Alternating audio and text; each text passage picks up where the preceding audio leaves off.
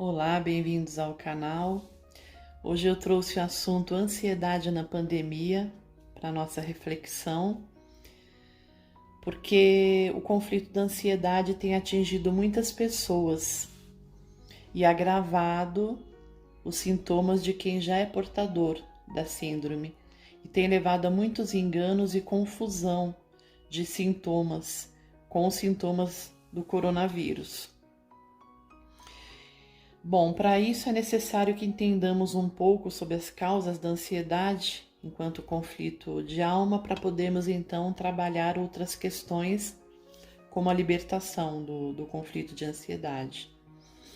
E para a compreensão dos porquês da ansiedade na psique humana, é necessário que voltemos o olhar para as questões do passado, no período da infância e também das vidas passadas, assim como os demais conflitos emocionais, não é?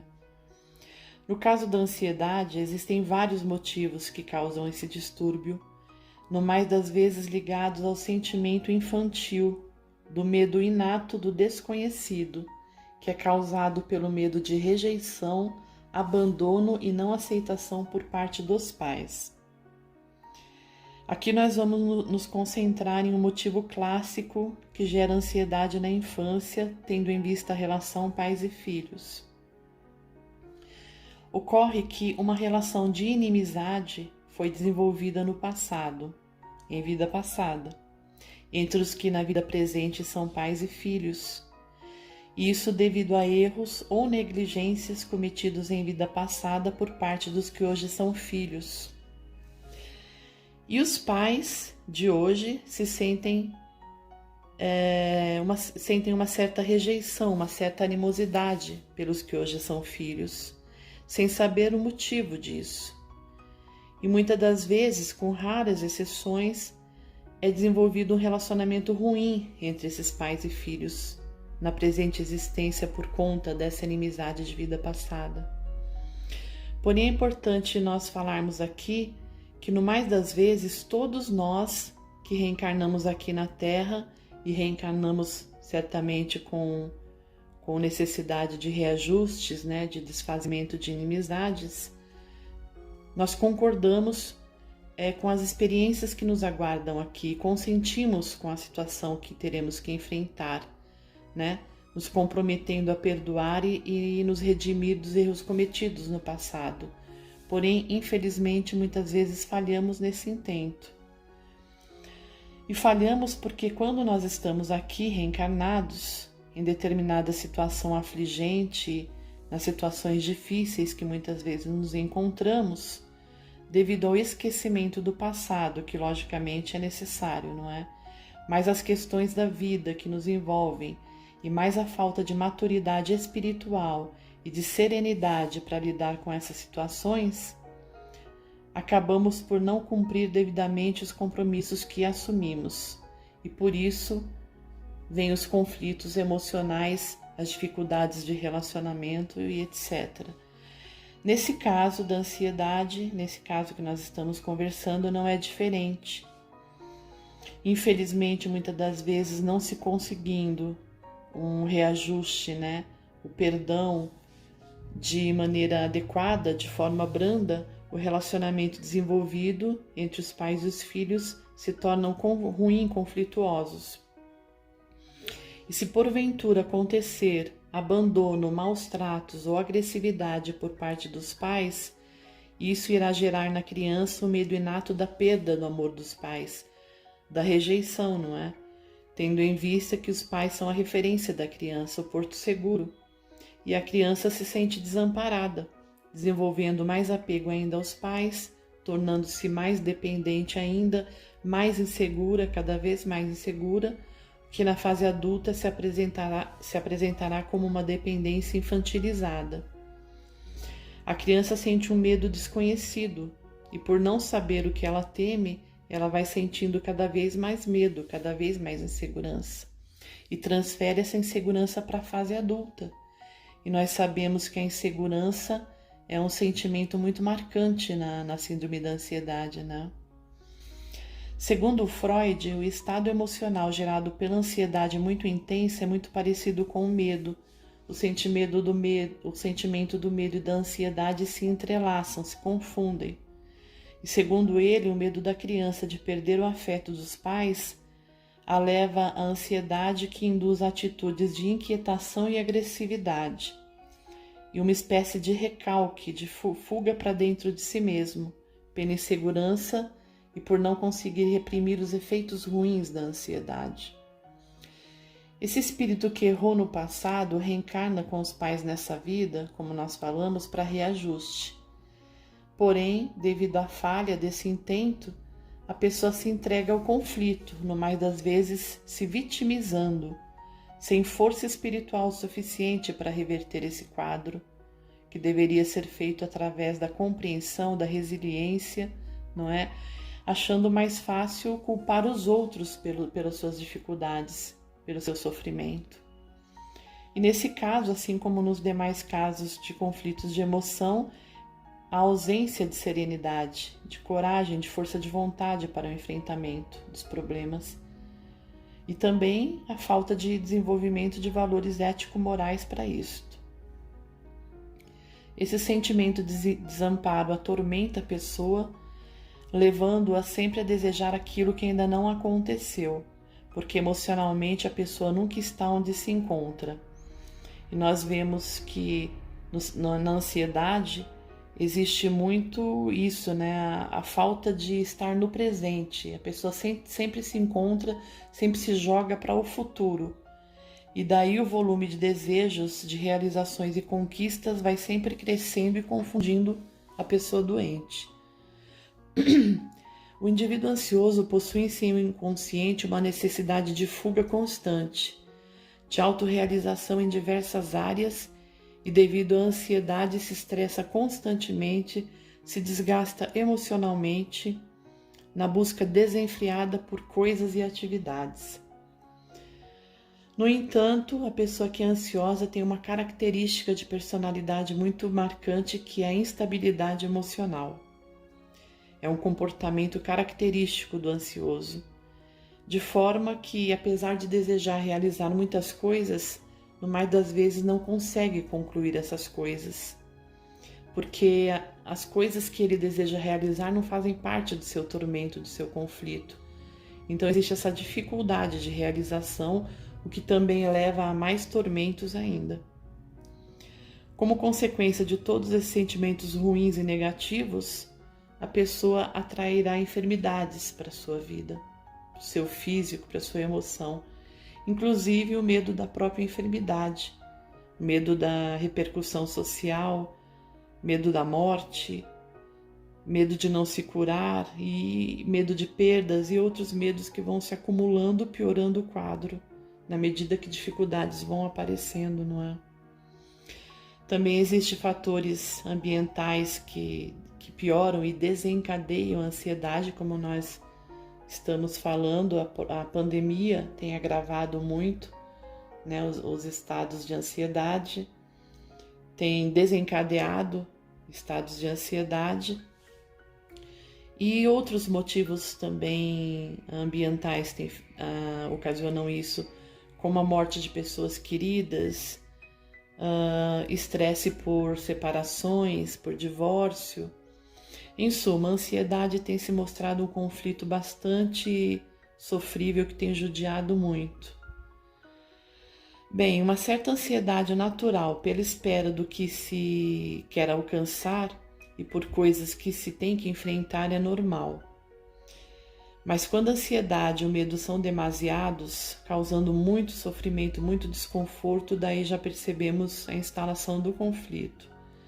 Todos nós temos sentido uma certa ansiedade por conta da pandemia, pelo medo da doença, pelo distanciamento social, receio de perda de emprego, pelo afastamento das nossas atividades, não é? Mas tem pessoas que estão apresentando muito sofrimento por isso, um medo exagerado. A falta de ar é um sintoma característico do coronavírus, cuja recomendação é procurar ajuda médica por ser um sintoma um pouco mais grave. E, por isso, o medo tem tomado conta de certas pessoas, gerado crises de ansiedade e pânico. e os médicos têm informado que muitas pessoas têm procurado o hospital com sintomas de palpitação, com queixa de falta de ar, achando que estão contaminadas pelo vírus, e na verdade eles diagnosticam a crise de pânico e de ansiedade.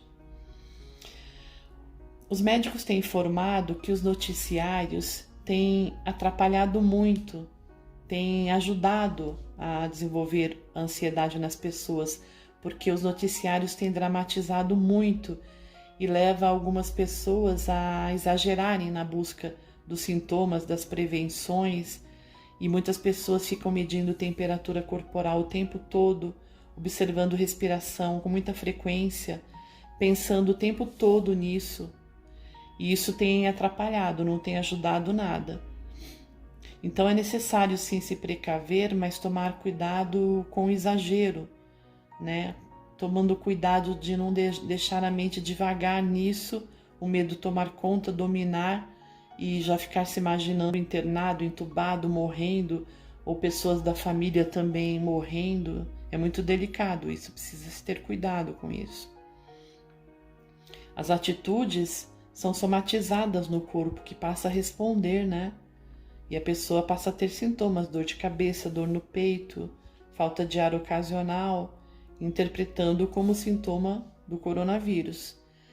Para entendermos isso melhor, para sabermos diferenciar esses sintomas, eu trouxe aqui parte de uma entrevista de um médico chamado Dr. Aledenis Neite, em entrevista concedida à TV Mundo Maior.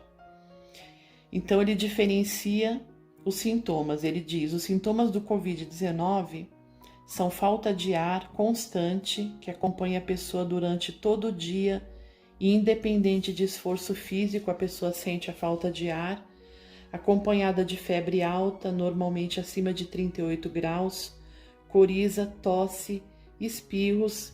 Também pode acontecer problemas digestivos como vômito e diarreia. Então se trata de um conjunto de sintomas, ele diz. Já o transtorno de ansiedade não apresenta todos esses sintomas. Os sintomas clássicos do ataque de ansiedade são a falta de ar, palpitação, tremores pelo corpo, ocasionais, esses sintomas, transpiração, dor no peito, dor abdominal, pode acontecer enjoo e ondas de calor e frio pelo corpo que circulam em função da ansiedade. Agora, a diferença mais importante que é preciso ressaltar. Ele diz que a ansiedade tem um pico de 10 minutos, que dura no máximo 2 horas, quando os hormônios do humor, como adrenalina e noradrenalina, passam a combater esses sintomas, quando os sintomas da Covid-19 são permanentes. Não existe isso, não tem esse prazo para acontecer. Então é importante saber isso e saber distinguir, não é? Bem, então agora nós precisamos entender a questão mais importante, que é como fazer em relação à ansiedade, como fazer para se libertar do transtorno da ansiedade. O Freud dizia que o transtorno psicológico da ansiedade ocorre porque conscientemente o indivíduo não percebe essas situações que estão no inconsciente de maneira nenhuma. O consciente e o consciente não se comunicam. No entanto, o conteúdo do medo e da culpa pelos erros cometidos no passado, que estão instalados no inconsciente, precisam vir à tona para ser trabalhados. E então, para iniciar o processo de libertação, precisamos trazer à tona todo esse conteúdo. Então, em primeiro lugar, o reconhecimento do distúrbio é necessário, através da interiorização do autoconhecimento. Então, nós frisamos aqui, a negação é impeditiva de libertação, é preciso se conscientizar de que é portador da doença. Em segundo lugar, é claro que tratamento psicoterápico muitas vezes é necessário quando realizado por profissionais hábeis, porque eles poderão detectar as causas atuais da ansiedade, investigando as causas anteriores e conduzindo, se necessário, o paciente às experiências do passado, da vida fetal, da vida infantil e, ainda se for o caso, as experiências de vidas passadas, como nós temos falado, buscando as causas dos problemas e resolvendo essas causas nas suas origens. Então é preciso frisar aqui que se deve buscar um profissional que trabalhe o lado emocional e espiritual, né? Porque dessa forma poderão aplicar técnicas eficazes no caso do conflito da ansiedade, encorajando o paciente para cometimentos mais saudáveis. Mas a cura espontânea ela é possível e até por isso que nós estamos refletindo sobre isto, porque nós podemos e devemos controlar a nossa mente.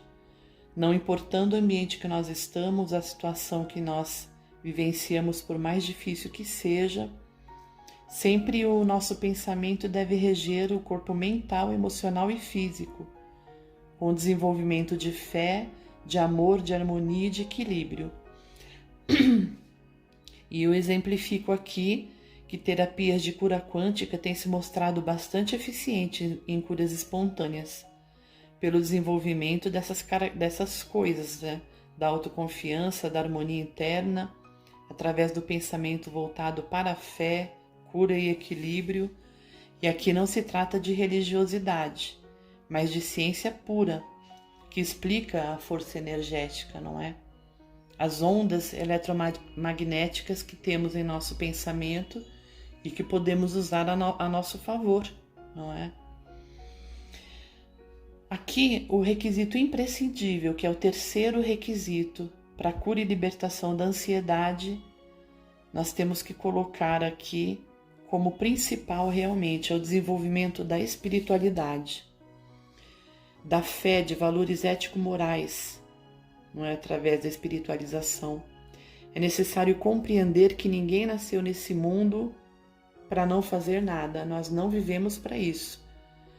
Nós podemos sim usufruir dos dons da existência, das coisas boas da existência, mas nós devemos entender que não estamos aqui ao acaso como se fosse um playground.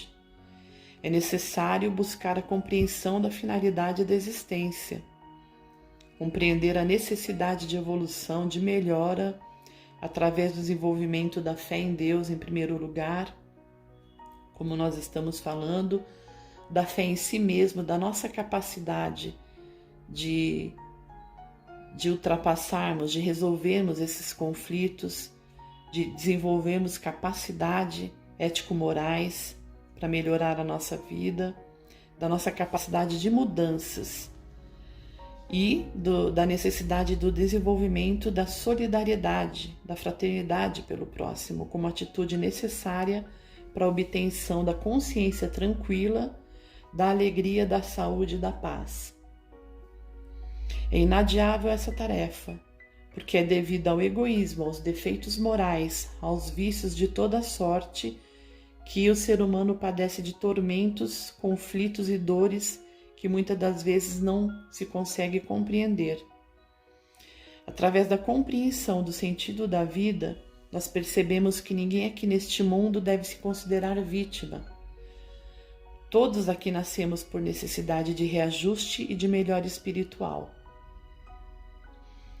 A caridade, principalmente moral, através do desenvolvimento da tolerância, da paciência, da aceitação das pessoas como elas são indícios indiscutíveis de desenvolvimento do sentimento de fraternidade, que é necessário, primordial para a cura e libertação de todos os males que assolam a humanidade, de todos os conflitos de alma. A compaixão e a caridade em relação ao próximo propicia a autorrealização e a alegria de viver, de quem toma para si a responsabilidade da própria vida e a descoberta do sentido da existência, tornando-se lúcido e consciente. É preciso despertar para essas coisas, inclusive se predispondo naturalmente a ter forças para mudar aquilo que se pode mudar e resiliência para entregar aos desígnios de Deus aquilo que não se pode mudar.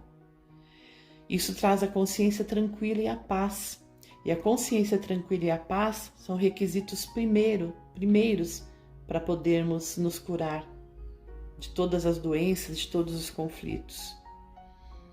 Nós devemos acreditar que, através da fé na bondade de Deus, que Ele não deseja o nosso sofrimento, mas sim que aprendamos com os nossos erros.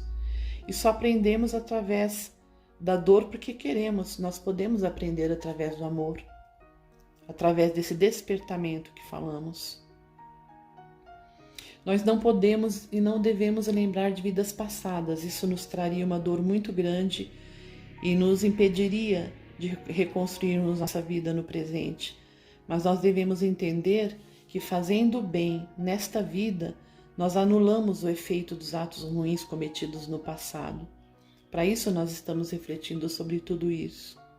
O karma negativo ele pode ser anulado, ele pode ser apagado através de uma conduta no bem.